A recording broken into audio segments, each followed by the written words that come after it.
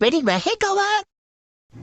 We're gonna give it a solid 5 out of 10 because I don't see it a lot, so they expose me. Oh my goodness. Okay, I'm gonna have to give them like a 4 out of 10 because it's a role play.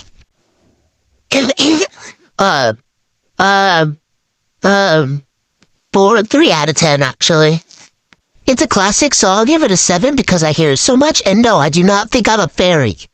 Or you're grown up. Anyways, I'll give it a 6 out of 10 because I've been told to grow up so many times. What? Fairies are fake?